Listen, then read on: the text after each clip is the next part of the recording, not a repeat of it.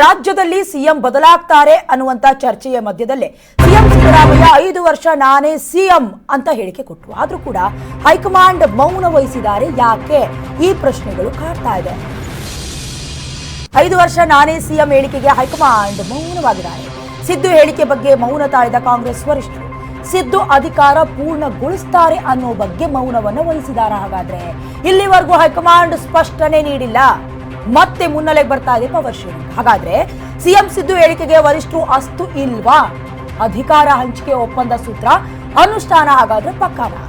ಸಿದ್ದು ಹೇಳಿಕೆ ಬಗ್ಗೆ ತುಟಿ ಎರಡು ಮಾಡದ ಹೈಕಮಾಂಡ್, ಒಂದ್ ಕಡೆ ಹೈಕಮಾಂಡ್ಗೆ ನುಂಗಲಾಗದ ಬಿಸಿ ತುಪ್ಪ ಏನಪ್ಪಾ ಅಂತ ಹೇಳಿದ್ರೆ ಸಿಎಂ ಸಿದ್ದರಾಮಯ್ಯ ಅವರನ್ನ ಒಂದ್ ಕಡೆ ಬದಲಾವಣೆ ಮಾಡಬೇಕಾ ಅಥವಾ ಮಾಡಬಾರ್ದಾ?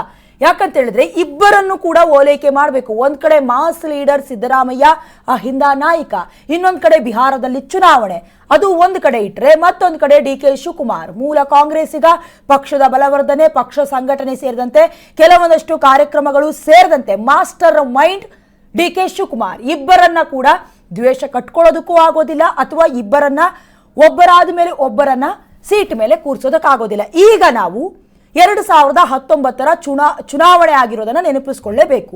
ಅವತ್ತಿನ ದಿನ ಮಧ್ಯಪ್ರದೇಶ ಹಾಗೆ ಛತ್ತೀಸ್ಗಢದಲ್ಲಿ ಚುನಾವಣೆ ನಡೆದಿರುತ್ತೆ.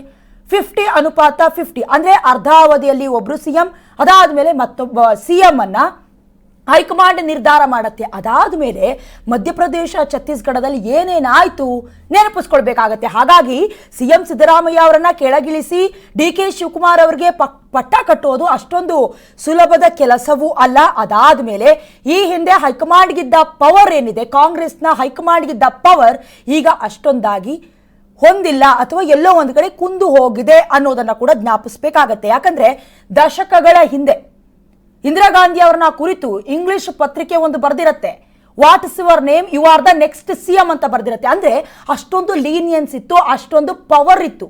ಆದ್ರೆ ಈಗ ರಾಹುಲ್ ಗಾಂಧಿ ಅಥವಾ ಸೋನಿಯಾ ಗಾಂಧಿ ಸೇರಿದಂತೆ ಹೈಕಮಾಂಡ್ಗೆ ಅಷ್ಟೊಂದು ಪವರ್ ಕೂಡ ಎಲ್ಲೋ ಒಂದ್ ಕಡೆ ಕುಂದಿರೋದು ಕೂಡ, ಅದ್ರ ಜೊತೆಗೆ ಸೈಲೆಂಟ್ ಆಗಿ ಮೌನವನ್ನ ವಹಿಸಿರೋದು. ಹೈಕಮಾಂಡ್ ಮೌನ ವಹಿಸಿರೋದಕ್ಕೆ ಸಚಿವರು ಬೇಸರವನ್ನ ವ್ಯಕ್ತಪಡಿಸ್ತಾ ಇದ್ದಾರೆ. ಸಿಎಂ ಸಿದ್ದರಾಮಯ್ಯ ಹೇಳಿಕೆ ಬೆಂಬಲವನ್ನ ಸೂಚನೆ ಮಾಡದೇ ಇರೋದಕ್ಕೆ ಆಪ್ತವನ್ನ ಬೇಸರಗೊಂಡಿದ್ದಾರೆ. ಉಳಿದ ಅವಧಿಗೂ ಸಿಎಂ ಆಗಿ ಮುಂದುವರಿತಾರೆ ಅನ್ನುವಂತ ಹೇಳಿಕೆ ಕೊಡ್ತಾ ಇದ್ದಾರೆ. ಕನಿಷ್ಠ ಒಂದು ಹೇಳಿಕೆಯನ್ನ ಕೂಡ ನೀಡ್ತಾ ಇಲ್ಲ. ಈಗಾಗಲೇ ಡೆಲ್ಲಿಯಿಂದಲೇ ನಾನೇ ಸಿಎಂ ಅಂತ ಸಿದ್ದರಾಮಯ್ಯ ಅವರು ಹೇಳಿದ್ದಾರೆ.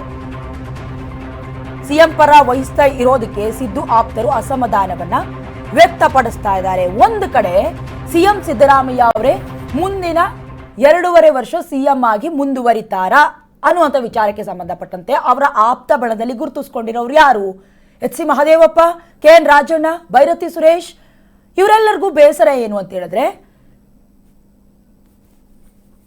ಅದರ ಜೊತೆಗೆ ಸತೀಶ್ ಜಾರಕಿಹೊಳಿ ಸೇರಿದಂತೆ ಕೆಲವೊಂದಷ್ಟು ಸಚಿವರಿಗೆ ಬೇಸರ ಇರೋದು ಏನಪ್ಪಾ ಅಂತ ಹೇಳಿದ್ರೆ, ಸಿಎಂ ಸಿದ್ದರಾಮಯ್ಯ ಅವರು ಬಹಳ ಕಾನ್ಫಿಡೆಂಟ್ ಆಗಿ 5 ವರ್ಷ ನಾನೇ ಸಿಎಂ ಆಗಿರ್ತೀನಿ ಅಂತ ಸ್ಟೇಟ್ಮೆಂಟ್ ಅನ್ನ ಕೊಟ್ಟರು. ಆದ್ರೆ ಅವ್ರಿಗೆ ಪೂಜಾರಿಯಿಂದ ಪ್ರಸಾದ ಬೇಡ, ದೇವರಿಂದಲೇ ಪ್ರಸಾದ ಬೇಕು, ಹೈಕಮಾಂಡೇ ಹೇಳಬೇಕು ಸಿದ್ದರಾಮಯ್ಯ ಅವರೇ ಮುಂದುವರಿತಾರೆ ಅಂತ.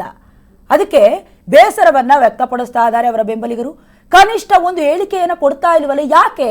ಇದು ಅಸಮಾಧಾನಕ್ಕೆ ಕಾರಣ. ಈಗಾಗಲೇ ಡೆಲ್ಲಿಯಿಂದ ನಾನೇ ಸಿಎಂ ಅಂತ ಸಿದ್ದರಾಮಯ್ಯ ಅವರು ಹೈಕಮಾಂಡ್ ಮೀಟ್ ಮಾಡಿದ ನಂತರದಲ್ಲಿ ಹೇಳಿಕೆ ಕೊಟ್ಟರು. ಅದಾದ್ಮೇಲೆ ಸಿಎಂ ಬದಲಾವಣೆಯ ಚರ್ಚೆ ಆಗಿಲ್ಲ ಅಂತ ಒಂದ್ ಕಡೆ ಹೇಳ್ತಾರೆ, ಇನ್ನೊಂದ್ ಕಡೆ ಸಂಪುಟ ಸಭೆಯಲ್ಲೂ ಕೂಡ ಚಿಕ್ಕಬಳ್ಳಾಪುರದಲ್ಲಿ ಏನು ಸಂಪುಟ ಸಭೆ ಆಯ್ತು, ಅಲ್ಲೂ ಕೂಡ ನಾನೇ ಸಿಎಂ ಆಗಿರ್ತೀನಿ ಅನ್ನುವಂತ ಹೇಳಿಕೆ.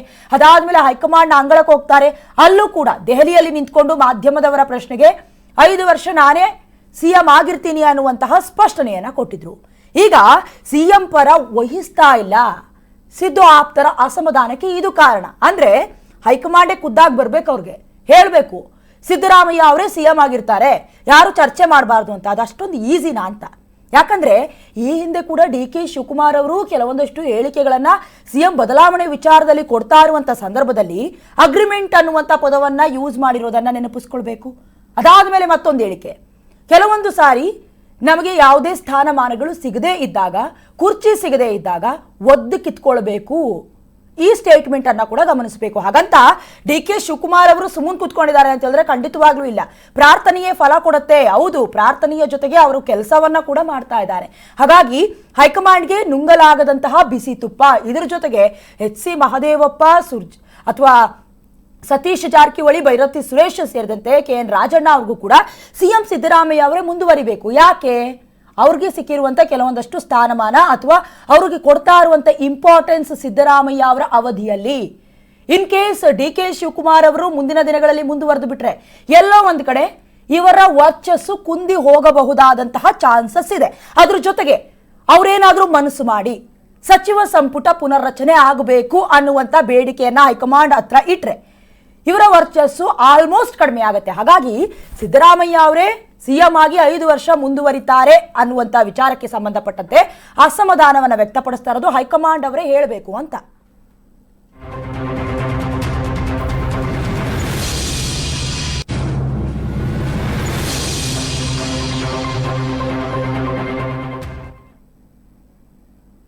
ಕೇವಲ ಕೈ ಹೈಕಮಾಂಡ್ ಮಾತ್ರ ಅಲ್ಲ, ರಣದೀಪ್ ಸುರ್ಜೇವಾಲಾ ವಿರುದ್ಧವೂ ಕೂಡ ಬೇಸರ ವ್ಯಕ್ತವಾಗ್ತಾ ಇದೆ. ರಾಜ್ಯ ಉಸ್ತುವಾರಿಯಾಗಿ ಅವರು ಕೂಡ ಒಂದು ಮಾತನಾಡಿಲ್ಲ ಅನ್ನುವಂತ ಬೇಸರ ಇದೆ. ರಣದೀಪ್ ಸುರ್ಜೇವಾಲಾ ರಾಜ್ಯ ಉಸ್ತುವಾರಿ ಸಚಿವರು, ಇವರ ವಿರುದ್ಧ ಕೂಡ ಬೇಸರ ವ್ಯಕ್ತವಾಗ್ತಿದೆ. ರಾಜ್ಯ ಉಸ್ತುವಾರಿಯಾಗಿ ಅವ್ರು ಒಂದು ಮಾತು ಮಾತಾಡ್ತಾ ಇಲ್ವಲ್ಲ, ಸಿಎಂ ಹೇಳಿಕೆಯನ್ನ ಬೆಂಬಲಿಸ್ತಾ ಇಲ್ಲ ಅಂತ ಅಸಮಾಧಾನ.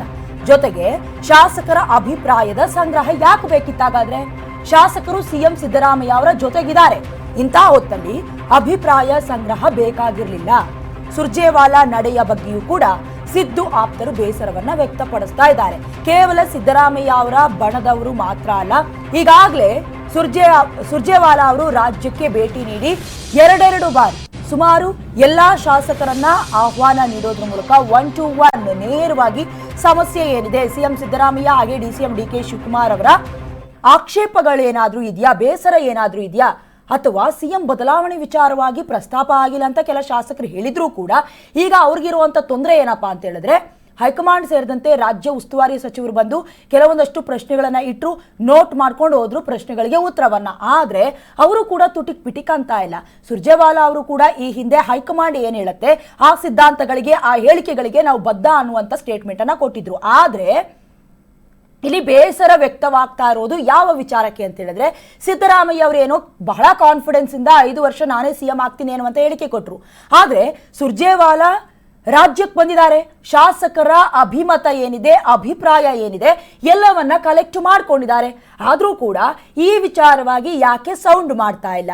ಹಾಗೆ ಆ ರಿಪೋರ್ಟ್ ಅನ್ನ ಹೈಕಮಾಂಡ್ಗೆ ಸಲ್ಲಿಕೆ ಮಾಡಿ ಈ ಒಂದು ವಿಚಾರಕ್ಕೆ ಬ್ರೇಕ್ ಹಾಕುವಂತಹ ಅಥವಾ ಸಿದ್ದರಾಮಯ್ಯ ಅವರನ್ನೇ 5 ವರ್ಷಗಳ ಕಾಲ ಕಂಟಿನ್ಯೂ ಮಾಡಿಸಬೇಕು ಅನ್ನುವಂತ ಇಂಡೈರೆಕ್ಟ್ ಆಗಿ, ಪರೋಕ್ಷವಾಗಿ ಒತ್ತಡವನ್ನ ಹಾಕ್ತಾ ಇದ್ದಾರೆ ಅನ್ನೋದು ನಾವಿಲ್ಲಿ ಗಮನಿಸಲೇಬೇಕಾಗತ್ತೆ.